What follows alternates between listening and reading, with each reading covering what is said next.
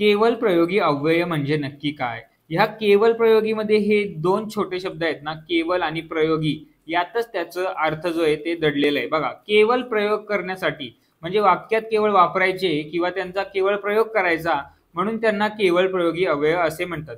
जसं मी आता एक इथे वाक्य लिहितो बघा, बापरे किती जोरात पाऊस पडतोय.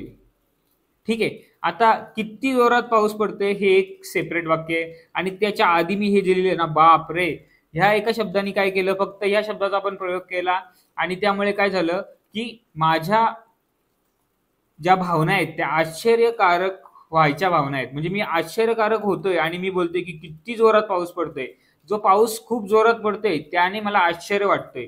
तर ती भावना कशातनं प्रकट झाली? या शब्दातनं प्रकट झाली, बाप रे. मग हे झालं केवल प्रयोगी अव्यय. बघा, उद्गार व्यक्त करणारे म्हणून त्यांना उद्गारवाची शब्द असे म्हणतात. एक एक उद्गार म्हणजे स्वतंत्र वाक्यच असते. बाप रे हे एक स्वतंत्र वाक्य आहे. किती जोरात पाऊस पडतोय हे दुसरं स्वतंत्र वाक्य.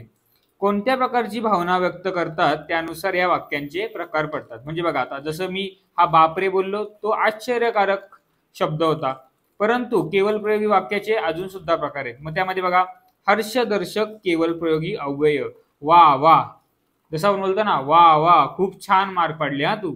नंतर बघा, शोकदर्शक केवल प्रयोगी अव्यय म्हणजे अरे रे, अरे रे खूप वाईट झालं तुझ्यासोबत. आश्चर्यकारक केवल प्रयोगी अवयव, बाप रे, आपण आधीच पाहिलं याचं, बाप रे किती जोरात पाऊस पडतोय. प्रशंसादर्शक केवल प्रयोगी अवयव, शाबास, शाबास तू स्कॉलरशिपला प्रथम आलास. संमतीदर्शक, हा हा तुम्ही जाऊ शकता खेळायला. जेव्हा आईला मुलं विचारतात आई खेळायला जाऊ, आई म्हणते हा जाऊ शकता तुम्ही खेळायला, म्हणजे आईने संमती दिली. विरोधी दर्शक, छे, म्हणजे आपण एखाद्या गोष्टीला विरोध करतोय. बघा, म्हणजे ते म्हटले की तुमच्याकडे तर खूप जोरात पाऊस पडत असेल, तुम्ही मला छे, आमच्याकडे तर मुळीच पाऊस जोरात पडत नाही, खूप कमी प्रमाणे आमच्या भागामध्ये. म्हणजे समजा मराठवाड्याचा माणूस असेल, तो म्हणेल की छे, आमच्याकडे तर पावसाचं प्रमाण खूपच कमी आहे. नंतर बघा, तिरस्कार दर्शक, म्हणजे जेव्हा आपण असं बोलतो ना, शी किती किती रस्त्यांवर खड्डे पडलेत ते, शी, तर त्याला बोलतो आपण तिरस्कार दर्शक. नंतर संबोधन दर्शक, म्हणजे बघा, अहो, म्हणजे आता संबोधित करायचं झालं कोणाला, एखाद्या मुलीचं नवीन लग्न झालंय तर ती नवऱ्याला म्हणते अहो जरा एक ग्लास पाणी घेऊन या, मग याला बोलतात संबोधन दर्शक. तिने संबोधित केलं ना तिच्या नवऱ्याला, म्हणजे याला बोलतात अहो संबोधन दर्शक. मौन दर्शक, मौन दर्शक म्हणजे बघा चुप.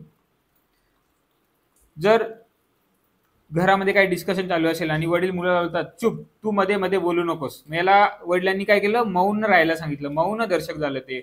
मग ते चूप जे बोलले वडील स्टार्टिंगला, ते काय झाला, केवल प्रयोगी अवयव. कोणत्या प्रकारचं केवल प्रयोगी, तर मौनदर्शक केवल प्रयोगी अवयव.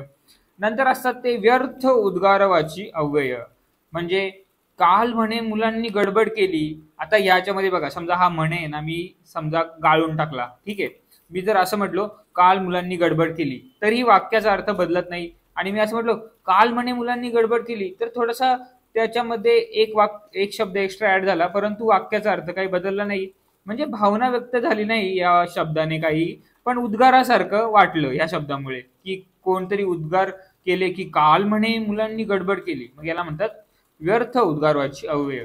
तर ही झाली केवल प्रयोगी अव्यय आणि त्यांचे 9 प्रकार.